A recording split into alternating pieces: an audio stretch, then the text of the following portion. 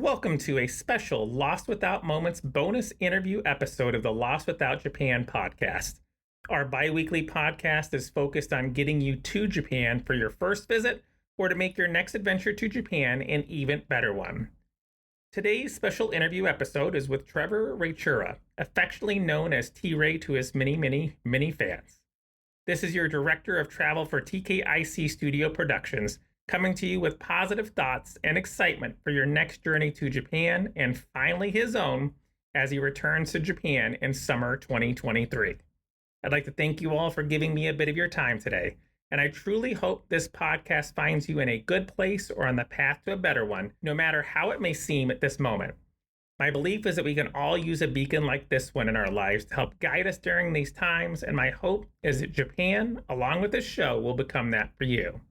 If you're new to the podcast, welcome.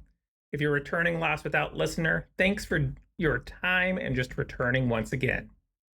For today's show, let me introduce a special guest who is the creator of H10 and the Hanshin Tigers English News podcast, and really your go-to person if you're looking to learn about the best team in all of Japan, the Hanshin Tigers. Trevor, I must say, I'm truly thankful for stumbling across your show when I was looking to set up my, how to watch Japanese baseball from the States and your example of what I needed to do through your site, which led me to your podcast and your Patreon and all those different things that are there. But just, thank you so much for coming on today and setting aside time to join myself and listeners of the show. My pleasure, Michael. Thanks for inviting me on the show. I love talking about the Hanshin Tigers and Japan in general. So this is the perfect place to be. And I also have to say that I really enjoy listening to your podcast. So keep up the good work, my friend. Greatly appreciated. Greatly appreciated. And, one of these days I'm going to be able to give numbers like you do, for how many episodes and things that you've done. And, I have dreams too. Like one of these days I'm going to have someone from a professional baseball team in Japan on my show to talk to. So, I truly feel fortunate though to have you. And Trevor, really what he has to offer you is something that could really transform your next trip to Japan. And from, I'd say, a good chunk of people that are going to Japan for the first time, I don't know that baseball is going to be on your top list of things to do, but after listening to both of us today, I think you're going to move that up and do your best if you're here during baseball season to add that on, So again, welcome, Trevor. Thank you so much for coming today. And before we get too far into the episode, I love giving the people that come on the show a chance to kind of share their social media so that listeners today could look to try to take advantage of what you have to offer, both, through your news site, through your podcast, like Patreon and all the different things that are there. This is your chance, my friend, to go ahead and share any websites or social media accounts you'd like to. All right. Thanks very much. I'll hit you up with 3 right now. I mean, I'm kind of all over the place and trying to do a little bit of everything. But the big thing is you can find everything at the website, which is www.thehanshintigers.com. And probably my biggest social media is Twitter, where I spend a lot of time reading information and generally pushing that information out in English because most of the reading I do is in Japanese on there. So my handle on Twitter is at the Hanshin Tiger, singular, not plural. And finally, as Michael said, my Patreon is patreon.com/the Hanshin Tigers, plural. And I've got to say, Trevor, I think it's been 4 years maybe or so that I've been a part of it. I want to say maybe something like 3, 4. It's been a while, but you offer a lot. And I got to say, the calendar that you sent me is up at my school in my classroom. And all the kids kind of look at it, and I'm like, you guys don't know how cool this really is to be able to sit there and geek out out of everything that's in that. And I keep on finding, more with that. But Trevor, I want to give you a chance before we get too much into like your Japan, passions, your show, and all you're doing, just to give you a chance to kind of introduce yourself. And truly, this is anything that you want to share. It could be about your Japan experiences, both personal as a fan of the Tiger, your big Japan interest. It's anything you'd like to talk about, my friend. My name's Trevor Raichura, and I'm a native of Canada, Winnipeg, Canada, to be more specific. And I have been in Japan since 1998. I came to Japan on the JET program, which, Michael, you've probably heard of. Not as fortunate as you to go through the JET program, but I was able to come for like a month through the Fulbright, program itself. But I am jealous Uh-huh. of anyone who's been able to be like you to go through that JET program. So the JET program, yeah, was really special, and it was a great way to kind of introduce me to Japan and being a professional in Japan. I did it for 2 years. And by the way, I was in Okinawa for the first 12 years of my time in Japan.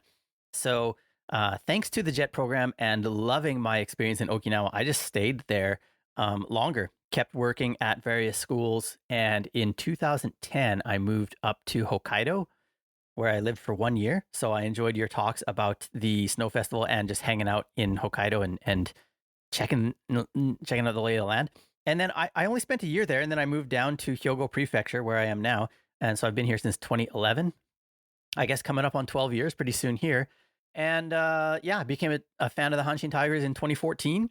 And pretty much my becoming a fan of the team and starting my website happened simultaneously. So that's it. I've been just cruising along and covering the Hanshin Tigers in English for almost 9 years now. And so my profession is I'm still an English teacher. I teach in universities now, as opposed to junior high and high schools. What I do covering the Tigers does not pay the bills. It's just something I do because, well, it is simply, it is just for the love of the game Yeah. and for people. And you've been on so many different things. My friends, you can go down a rabbit hole following Trevor and his interviews on Japanese news and just articles and everything that is there. And yeah, it pretty amazing. And it's cool to have something that you are as passionate as you are. And I can see falling in love with the Tigers because, I don't want to skip too far ahead, but they were the first game that I caught in Japan, and I don't think I could have picked a better environment as far as the fans. And, you hear everything from the outside. And I know this is a kind of times gone by, rowdiness of fans and things that they got their reputation for. But you go into this like, oh, it's Japan's most rowdiest fans. And, I'm like, was it the balloons that they let off when I went in 2017 that makes them rowdy? Like, and then you find out more about like their history and things like that. But as far as like a fan base and how passionate they are, and the stadium itself, I just couldn't love it more. I fell in love with them right away. And so far, like seeing just the Giants and things like that, everybody's kind of paling in comparison to that experiences that I had, had there. You got there by the JET program, but I'm pretty sure that you didn't just, like spin a wheel and see what you wanted to do with your life. Like, what ended up first attracting you to Japan? Well, truth be told, I did not really have an interest in Japan itself when I got here or before I got here, even. As you can probably relate, I'm not sure because you're kind of in the same profession, but when I was graduating from university and I was an education major, the baby boomers were still hanging on to their jobs. They probably had like 3-ish years left until they all had to retire. And so there was going to be just a glut of openings probably around the year 2000, 2001. But I graduated in 98. So one of my profs told me, it would be better for you to go overseas, get some experience, and then come back and try to win one of those jobs, having taught already overseas for a few years, as opposed to, working in a library or some other job here that's not really related to education and then trying to jump into the game. And so I kind of combined a couple of thoughts. One was that I wanted to go someplace that was economically sound because coming straight out of university, I mean, I just didn't want to go to a place where my pay would be somewhat meager. And, not to take anything away from like Central America, South America, Africa, whatever. I'm sure I could have had an outstanding experience teaching there and probably like life changing. That said, I've had a life changing experience in Japan, but, I wanted to get on my feet. And so I thought to myself, what kind of country or what part of the world is different from where I currently live, but also financially stable or at least promising. And Japan was kind of the I don't want to say the default. They were kind of the winner as I just kind of looked through things. The other one was that the older sister of one of my friends had done the JET program, and she was up in Yamagata Prefecture, which is kind of up in the Tohoku, the northeast region of Japan. But she came back after 3 years and had a positive experience. And I hadn't really talked to her much about it, but at least I knew that going to Japan was going to be a pleasant experience, or there was a chance of it. And so found the JET program ads at the university, and I noticed that I still had a few days till the deadline. I kind of noticed it late, but I sent in my application at the last minute, did the interview, and I got in. I was actually on the waiting list first, so I was not initially hired based on who I was, but somebody else backed out. And when I got the call, about a week after they told me that I was on the waiting list, they told me, "Well, you're going to be sent to Okinawa. Is that okay?" And I was like, yes, it is, for Yes. sure. You're like 100 times yes, yes. And you've been in Japan now, for some time. For some time, what still excites you about living in Japan? If I had to boil it down to something really simple, I think it would be this, that I don't know if it's still the case in North America because I've been away for so long, but I always felt like I had to prove myself, or I had to put up this front. I had to kind of be a little bit smart or a little bit sarcastic or have that chip on my shoulder, kind of like prove myself all the time. I don't know if that even makes sense, but in Japan, I just felt like I can just be exactly who I am. You can be kind and not be called soft or like a pushover. People are polite here. People greet each other in the streets. I guess that's the case. You see that a lot in North America too. But I just felt like, you know what, this is the way that we're meant to live. Like Yeah, just being kind to one another, and not having to fake my way through or be someone who I'm not.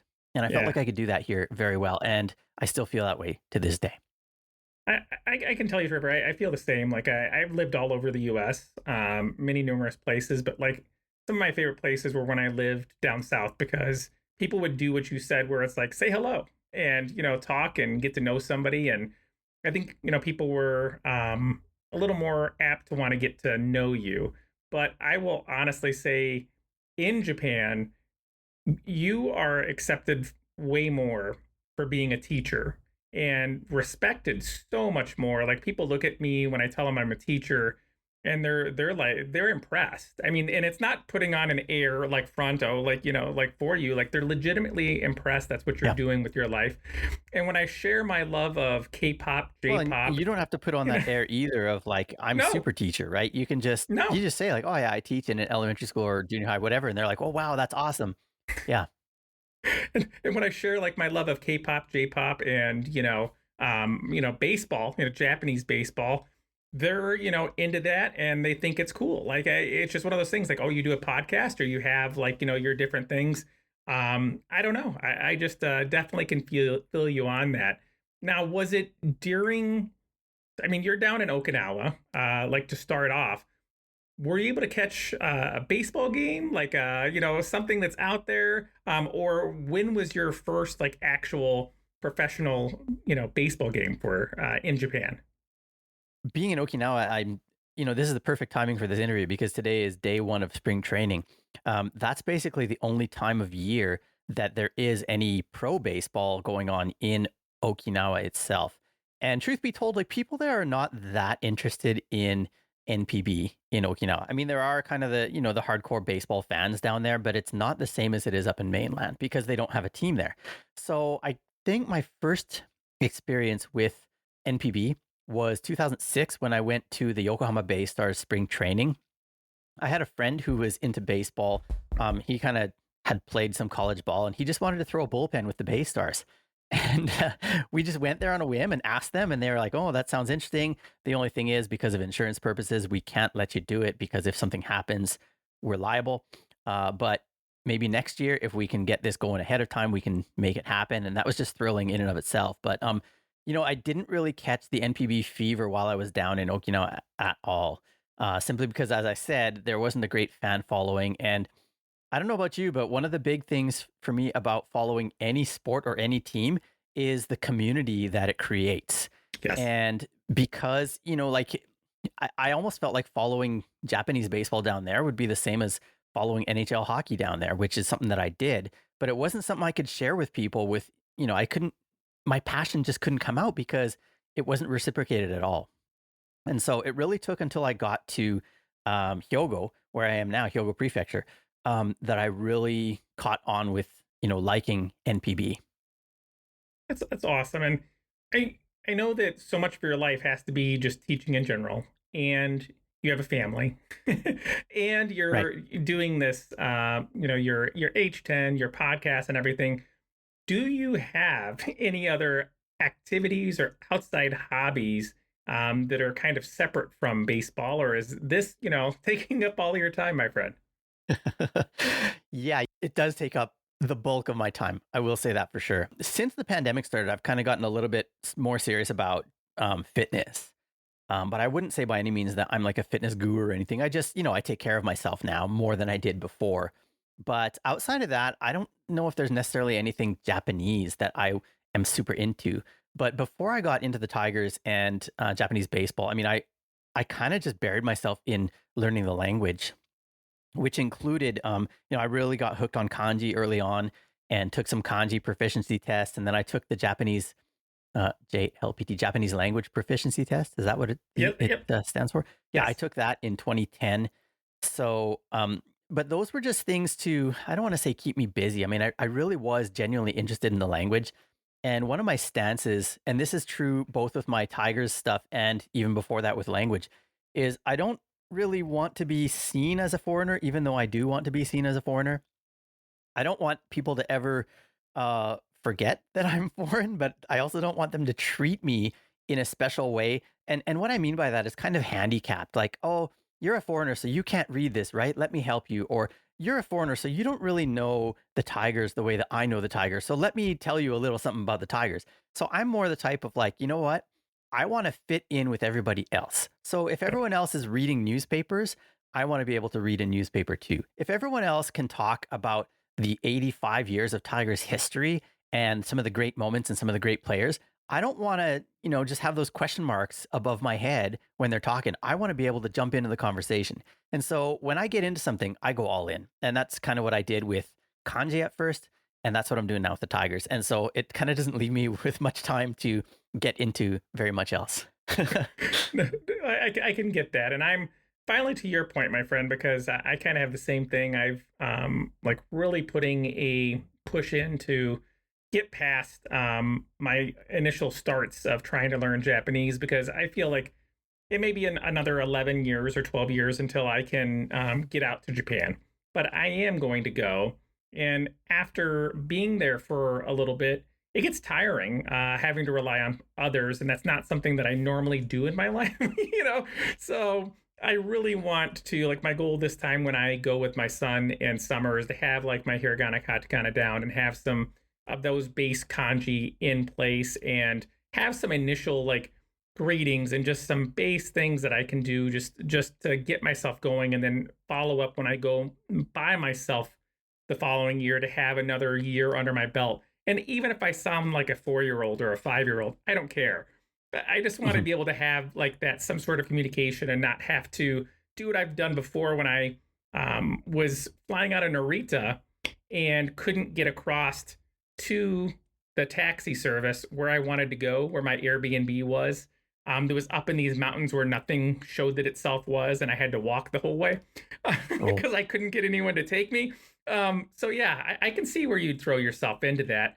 And, with your baseball fandom, with the Tigers and things like that, um, if someone is going to go to one baseball game and we're able to talk them into going to see the Tigers, and what would you recommend to them to do to get the most out of their day, just like their time at that baseball game? yeah. So first of all, I don't know how familiar your listeners are with the Tigers or with Koshien Stadium, but Koshien is the oldest stadium in Japan as far as active and being used by a professional team. It was built 99 years ago or opened 99 years ago in 1924. So it definitely has more history than any other stadium in the whole country. It's the only pro stadium right now that still has an all dirt infield, which was the case for most pro fields until there was kind of this revamping of all the ballparks in the 80s, 90s, and even, well, even coming up to 2023 this year. when Hokkaido Nippon Ham Fighters have a new ballpark opening up.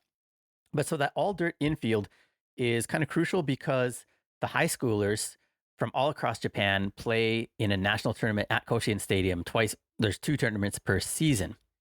So it is not only a great place for the Hanshin Tigers, but this is a place that all high school boys or all baseball boys across the entire nation dream of playing at.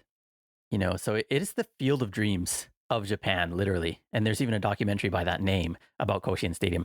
So that's the starting point, is that you're going to get the most historical stadium in all of Japan. You've also got a team that is the second oldest in all of Japan. And they are, I don't know.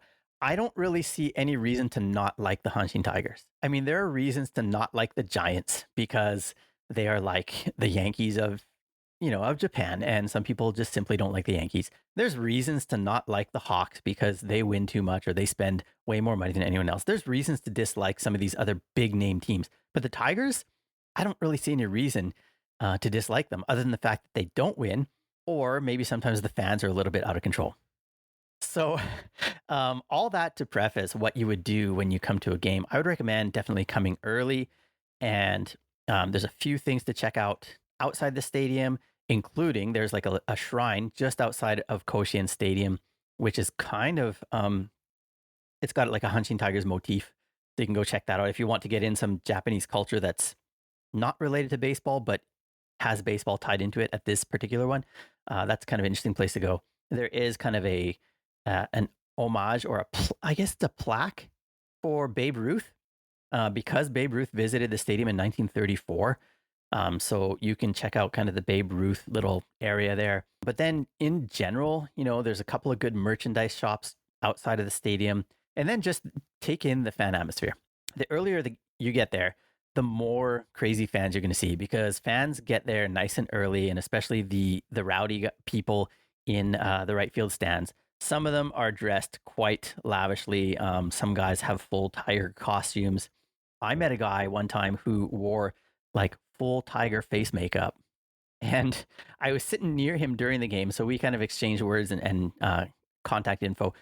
And then after the game, he went down to the bathroom or whatever, and then like 10 minutes later, this kind of middle-aged guy came up in regular clothes, and I was like, who the heck are you? But it turns out he was the guy wearing the tiger makeup. So you can really experience a lot of fun stuff just getting to the game early and people watching. I highly recommend that. Yeah. No, when I could not agree enough because I went to make that my whole day when I went to my game, and they ended up having a whole like event for fans outside on like a stage, and they had people come up and dance and do different activities, and it was just a blast the whole time there. And I'm very much looking forward to making my way down again. You've given a lot of things, but is there anything that someone, especially someone maybe not familiar with, Japanese baseball or just the Tigers themselves, is there anything that you think they could experience they may not expect to when they visit and go to their first game?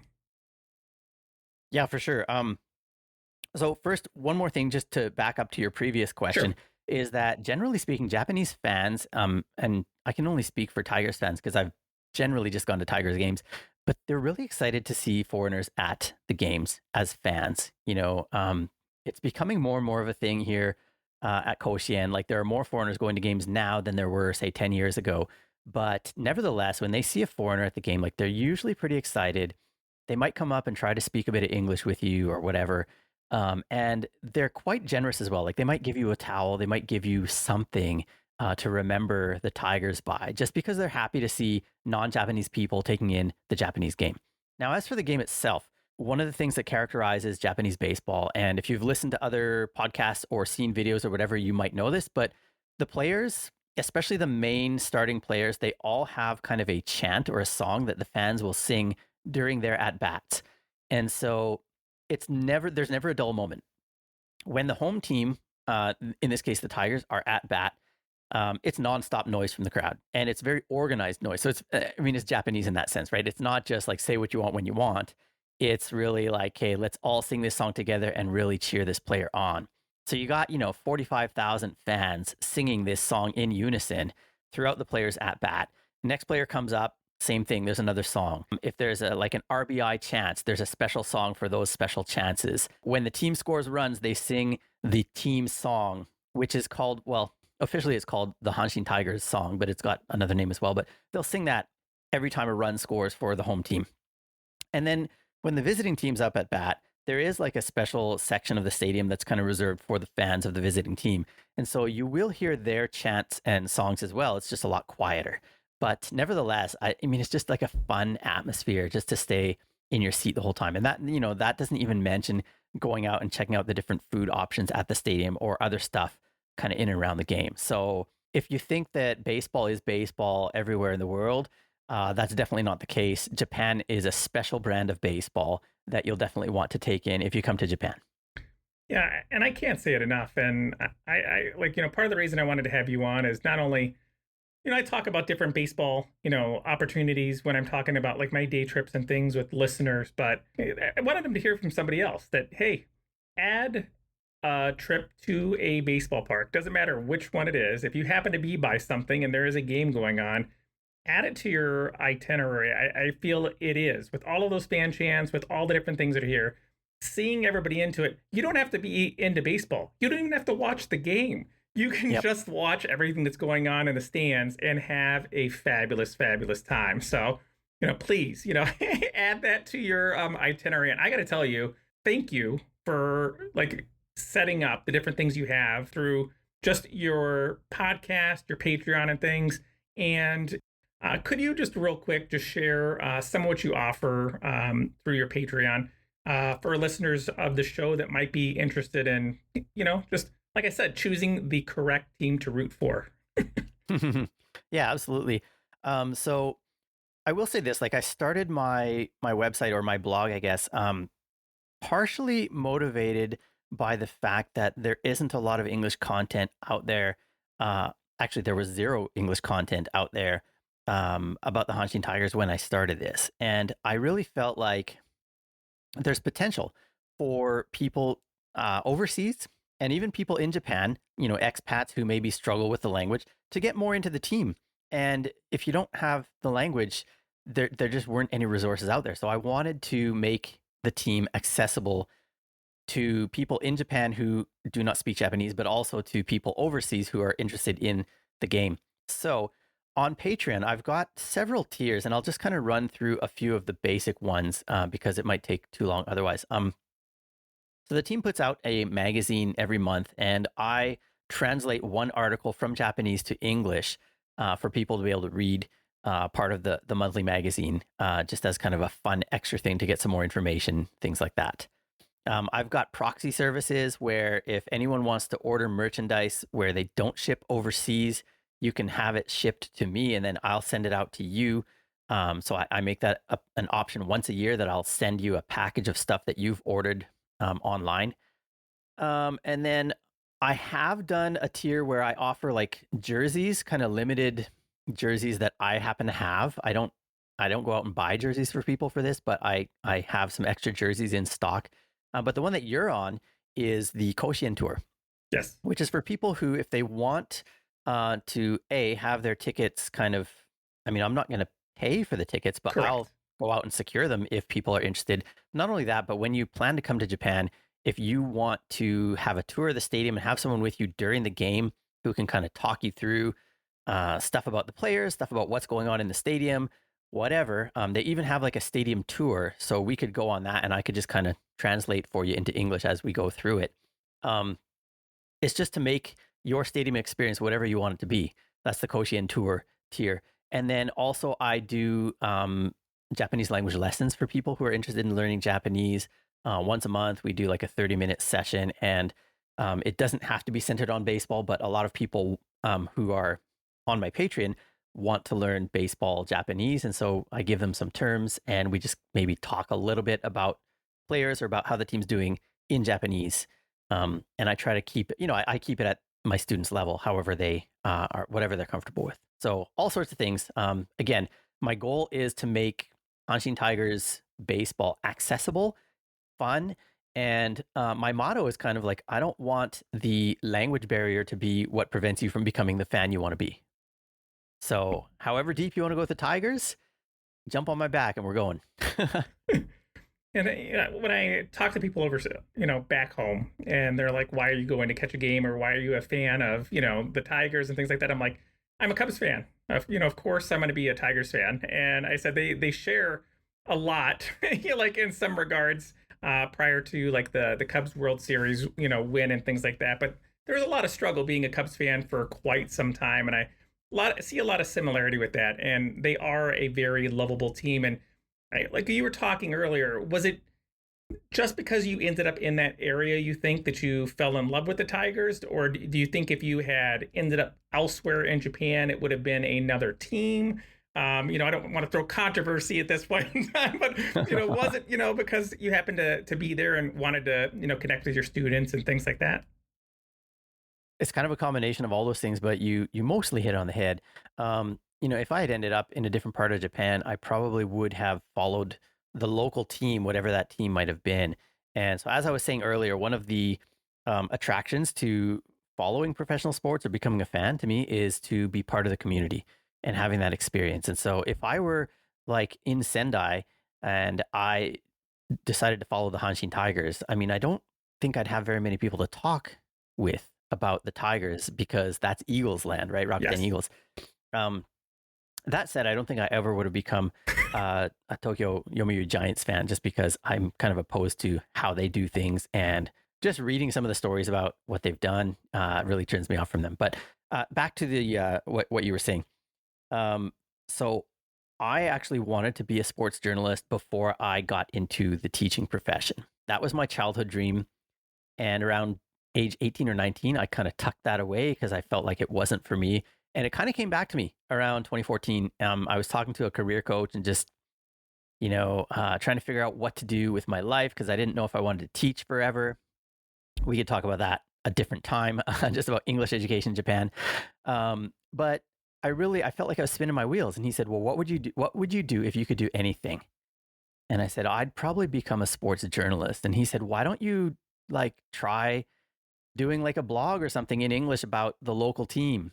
And I don't he mentioned the Tigers, but he wasn't a Tigers fan. He just kind of said, "Well, they're the local team, right? So why don't you just start like a blog or something?" And so that was kind of the start of my Tigers fandom. It wasn't that I watched a game, fell in love with them, and then started the blog. I kind of started the blog out of selfish interest. Like, this is going to, take away some of my frustration that I was building up in my day job. And then when I went to my very first game, that was what kind of clinched it. Like, I'm not just doing this as a blog to pass the time. This is like a lot of fun. And this is something I could see myself pouring a lot of my time into. And that's what I've done ever since. Yeah, like I gotta say, like when I'm looking for places to move to eventually, kind of in that Hiroshima, Osaka, area that has me calling at this point in time. And, if I was in those areas, I could catch a lot of teams, that I'd enjoy and be able to connect with a lot of different people there. And I got to tell you, sometimes it's that first stadium and team that you go to that pulls at your heart. And that was it for me. Mhm. Wrigley Field was my first game, first professional sports game. Walking out and seeing that stadium for the first time, that sealed the deal for me. And I got to say, when I went to see a Tigers game, I felt like much the same way. And that all dirt infield kind of sets it apart. And knowing that there's so much history to it, I just felt like I was back home, just on the other side of the world. So, with all of that, and you're the life coach trying to go through, trying to do a blog, when did you decide to take that blog and turn that into your podcast that you have now? So here's the thing, like, I started the blog in May of 2014, and 2014 was a year in which the Tigers made it all the way to the Japan series. And that had been their first time there in 9 seasons, and they hadn't won it since 1985 and still haven't won it since 1985. So I was thinking to myself, this is my first year as a fan and as a blogger, and I get to cover the team going all the way in my first year. Like, this is truly amazing. And I really just like dove into it headlong. And I was writing reports like never before, especially during the Japan series. And I started to gain some traction, in the especially the overseas fan community or the English fan community. I mean, people found me, and my blog actually got quite a few hits quite early on. But the day after the Japan series ended, like I'd kind of promised my wife, like, okay, let's go to Kyoto and have like a nice time together because I'd spent so much time doing the blog and I had a couple days off work. I woke up just feeling really sick. And that sickness dragged on and it ended up actually being Graves' disease, which is a thyroid complication. I had to be hospitalized for it. It ended up being like January that I was hospitalized. Well, anyways, during my hospital time, I started, I still had tigers on the mind. It wasn't about my health, it was still about the tigers. And I found a Japanese podcast called Tigers Cast. I started listening to it and I was like, oh, this is pretty cool. And that kind of got the wheels turning for me. Like maybe I could do an English version of this. Um, and I didn't know how logistically to do it because I'd never really stepped into the podcast world before. But I just started very bare bones and made a lot of mistakes and sounded very amateur ish in my first, I don't know how many episodes, but I just got it started in, would have been July of 2015 was when I really was episode one, and just been doing it since, and just really enjoy it. I feel like I've stepped up my game some, both quality wise, like sound quality, and also just the quality of my talking. There you go. Yeah. So it's just been a lot of fun. Coming up on 8 years, I guess, this summer, and having a blast doing it. I'm on episode 164, and never thought I'd make it this far, but here we are. It's awesome, my friend. And do you have any like moments during this time of all the years of recording a show? Have some moments that kind of stick out to you the most? Man, probably my very first interview with a former Hanshin Tigers player. And that actually took place somewhat early on. I think it was, I want to say it was like March, no, maybe January, February or so of 2016. So my podcast was less than a year old. And I happened to stumble across a Tigers legend from the 1960s. Found him on social media and just asked him if he would be interested in talking to me. Thinking, this is a legend. Like, why would he talk to me? I'm a nobody. I don't even know what I'm doing here with this podcast. But he said yes, and from there we talked, hit it off, and it was the start of a great friendship. Unfortunately, he passed on in 2019, but having him on the show and just hearing some of his stories, I felt like I was talking to my grandpa, although in a fictional scenario in which my grandfather was a Hanshin Tigers legendary player, but just sitting on grandpa's lap, listening to his great stories, and it gave me the confidence that what, like if this guy is okay talking to me, maybe I can try to reach out to other players as well. And it really dawned on me. A lot of these guys, especially former Japanese stars, the foreigners, right? This is their life, at least in a very simple nutshell from my point of view. They struggled. They couldn't make it in MLB, so they were kind of a nobody as far as America was concerned, right? They come out to Japan for anywhere from 3 to 7, 8 years, right? They're stars. They are adored Yes. by everybody. They gain fame and stature and status, and then they go back to America and they're right back to where they were before they came out here. They're back to being that nobody in Yep. a sense. Of course, they've got stuff going on in their lives. I'm not trying to deny that, but they go back to anonymity in a sense. They're just like everybody else out there. And so when somebody from Japan, and especially an English speaker like me, reaches out to them and says, "Hey, do you want to talk about your glory years again? Because I want to hear your stories." Like, why would they not want to do that? Yes. Right? That's what kind of dawned on me. Like, these guys, they want to talk about their time in Japan. Almost all of them had a great time here. And so, if I can be the avenue through which they can talk about these things and kind of share their love of Japan and Japanese baseball with me and with my listeners, then you know what? I'm just going to keep asking as many guys as I can. And that's what I've done ever since. I've just been reaching out to as many former players as possible, centering, of course, on the Hanshin Tigers former players.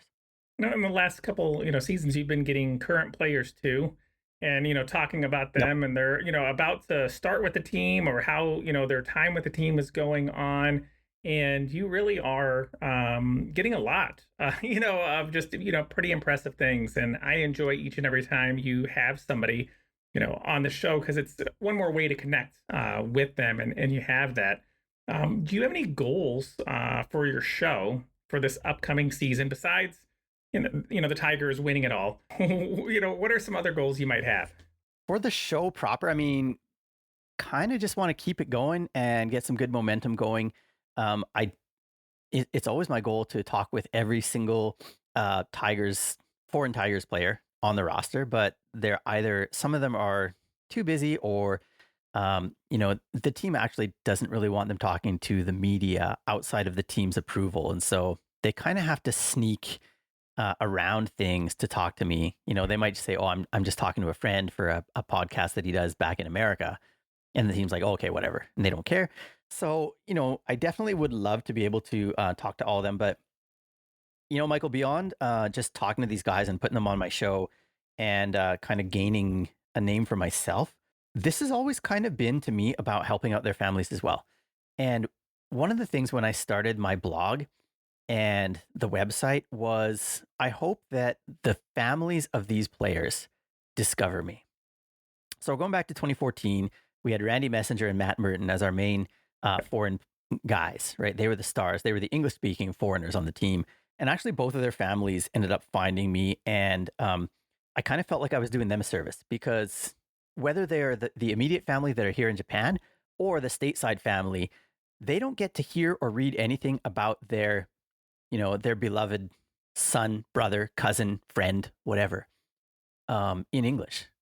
And it's kind of a hassle to do those searches in Japanese and then run it through like a Google Translate that's going to give you a half-baked English version. So my goal is always to be able to help the families out, whether it's just providing information or other things. And so with recent players, like I've been able to talk to some of their families face to face. And I know that some of them are, attend churches stateside, and I go to church as well here. So I kind of hooked them up with a place that they could go here. And that's just something that, like as much as the team does help these guys, like they can't help the players and the families with absolutely everything. And so it's those little things that fall through the cracks that if I'm able to do, then I'll gladly step in and do it. And so, yeah, I want to keep doing that this year, whether it's through my show or otherwise.